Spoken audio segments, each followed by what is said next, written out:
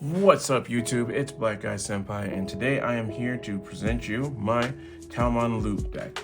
We're going to start off with the eggs for Jijimon. Yes, I am playing the red base just because I feel that one is a little bit faster. Yes, you can deck yourself out quickly, but I have a couple things in here. Well, I have one thing in here to try to help prevent that. All right, and we're actually gonna start off with the top end first. I'm just gonna put them all out there and then just talk about them. All right, so for level 7s, I'm playing Paladin mode, Burst mode, Ace, and Ruin mode. Paladin mode is to help me from decking out. If I have the bonus of having another one inside the trash, and when I digivolve into it, or when I just slam it down on the board, I gain 3 memory, which is great. It doesn't happen too often, but it's a great card. I love it. Next, Burst Mode Ace. This card, along with this one, can get us up to minus 20k on your opponent's board, which I don't think that there's too many things that's going to be that big, but it'll take care of them. So on player when digivolving, you can play one Tamer card, and then you pick one of your opponent's Digimon, and it gets minus 5k for each Tamer that you have, which is great. So potentially on average, it's like I have 2 to 3 Tamers out on board, and my opponent's like minus 10 to minus 15, which is great because if I'm facing a mirror match and they're playing this, that card's gone. I get the Ace Overflow. It's great. And then when attacking, I can suspend up to 2 of my yellow Tamers in order to gain a security attack for each one that I suspended. So this thing on average, 3 to 4 checks if it goes through and everything like that. Card is amazing. It's very underrated in my opinion. A lot of people are not looking at playing that card in their decks from what I've seen from the other deck profiles. And finally, Ruin mode. Ruin mode on when digivolving and on deletion, minus 5k to your opponent's board. So potentially a minus of 10k to your opponent's board in a single turn. In tandem with Burst mode Ace, that's potential of up to 20 to 25k on average for me. Or if you have Taomon Ace inside the sources when you swing, that's another 4k because Taomon Ace has inheritable of minus 4k to the opponent's Digimon when you swing. So at the end of the attack, you delete this Digimon. So that's where the on deletion 5k comes from. But you get to delete this Digimon and one of your opponent's Digimon. Recovery +1. Then if you have a Tamer in play, you can hatch 1 Digi-Egg to an empty space in your breeding area. It's a really good card. There's a reason why it's still somewhat a staple, especially for this deck. So hey, just go ahead, pick them up. They're cheaper now, just because of the reprints. Next, my 6s, I'm playing 3 Sakuyamons and 3 Kuzuhamons, along with 2 Shadow Seraphimon Aces. So Kuzuhamon is like, if Taomon Ace is the heart of the deck, this is the linchpin. This is what keeps the deck going after you started playing out Taomon, because Kuzuhamon, when you digivolve into it, you can use an option card with a cost of 5 or less in your hand without paying the cost, which is great. Its name is also treated as Sakuyamon, but that only counts in a Sakuyamon deck. Then once per turn, you can use an option card with a cost of 2 or more. You can play 1 Taomon or 1 level 4 or lower yellow or blue Digimon from this Digimon Digivolution cost sources without paying the cost. So if you went into Taomon, did Taomon's thing, digivolved into this for free essentially, and then you go ahead and play this. You play like Fireball or Hero of the Skies, and then you get to bring Taomon back out and keep going, which is really nice because this is the card. Like, Taomon's great, but this is the card that keeps it going. Those 2 cards in tandem with each other, amazing. Like, it's one of my favorite combos. And like, if this card gets hit because of that, like I think the deck, like if they won't even ban it, they'll just sit it to 1, and then this deck will be like, you'll be better off just playing pure Sakuyamon at that point. And even then, it's still like not too great.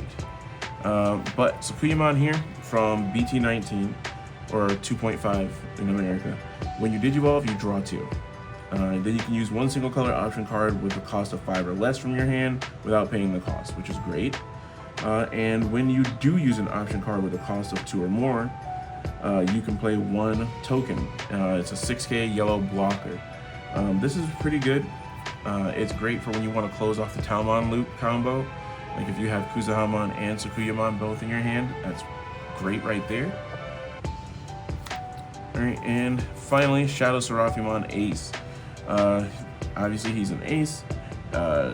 He has blocker, and when you Digivolve or on play, you de-Digivolve 3. This deck doesn't have too many defensive options outside of this and amassing a huge hand, which doesn't really do too much for you, but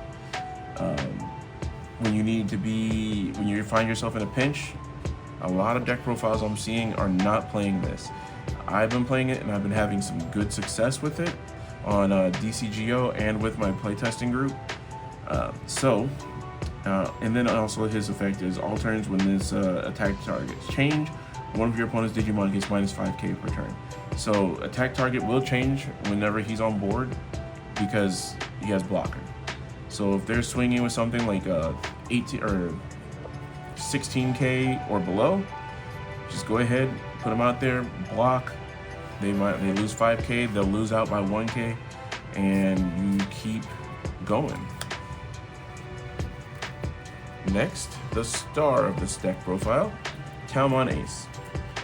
This is another ace. Yes, we are running heavy on aces, but that's okay because you're gonna win fast enough before it even matters.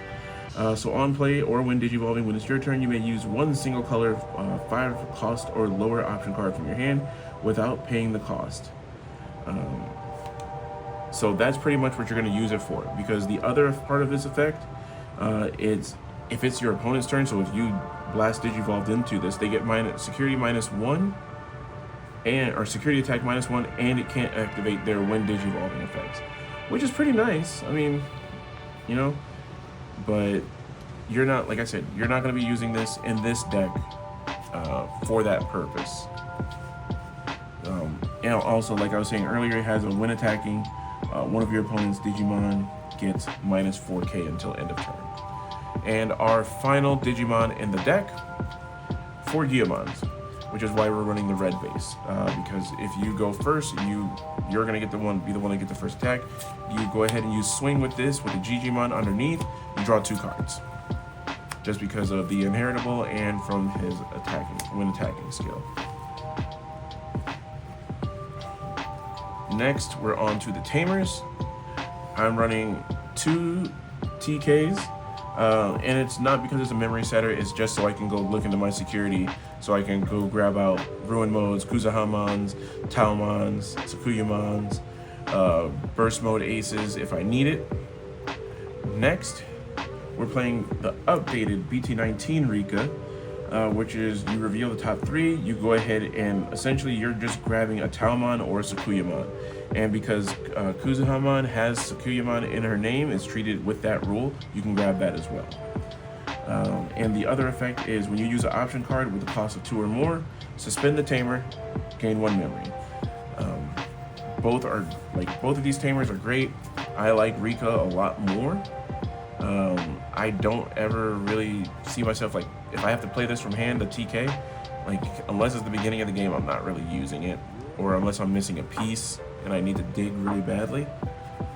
And final tamer, Shoto Kazuma, just because, you know, you can have those big boys and you can give them all blocker. So if Ruin Mode's out there and you want to turn them into a blocker, go for it.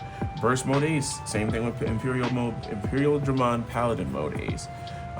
It's just a funny little tech. I felt like should be in the deck. It helps out a little bit. So yeah. Now we're on to the options. For Fireball, self-explanatory. If you're going first, the only thing you're going to be using this for is just drawing. Or if your opponent has a Digimon that's a Floodgate or something that's like don't reduce cost or don't gain memory from anything except a Tamer, you don't really got to worry about it, but you can pop it. Also, in this art, that art of Fireball is pretty good. I like it. Next, we're playing for Hero of the Skies. You don't have a Digimon with Crossheart in its traits, so you're just going to be mainly using this for draw 2.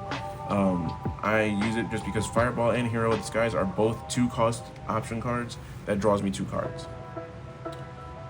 Next, for Yellow Scramble. If for some reason one of my pieces was in the security and it's in the trash now, I'll just use Yellow Scramble to get it back out. Like if they killed a Taomon Ace or something like that, same thing. So yeah, you can get your Serafimons, Kuzahamons, Sakuyamons, Taomon Ace, and the burst mode back to your hand, which is nice. And just remember, you got to do it before you even draw because it's before your main phase. So, all right, next is the most obvious card, Digivolution Plugin S. This lets you go ahead and if you have a Tamer, it doesn't matter what color Tamer you have, you can use this card. But you get to draw 1 and then you can Digivolve for a cost of -3 or with 3 or less without paying the Digivolution cost, which is great because it lets Taomon Digivolve into both your Kuzahamon and your Sakuyamon for a cost of 3 or less without paying the cost, which is great. Next, to Kaiser Nail, just because Sakuyamon doesn't have the same skill as Kuzahamon, so I just want to, like, if I'm stuck with Taomon inside of one of their sources, that's what I'm doing. Next, these both, it should be one or the other of these cards, and I'm testing them out just to see which one I like the best. But it should be 2 Noble Family arts, but it's going to be, I'm trying out Spiral Masquerade as well, just because this one is reliant on if there's, one of your opponent's Digimon gets -6k for the turn. If there are 3 or more Digimon that's combined on your side and your opponent's side, then they get another -6.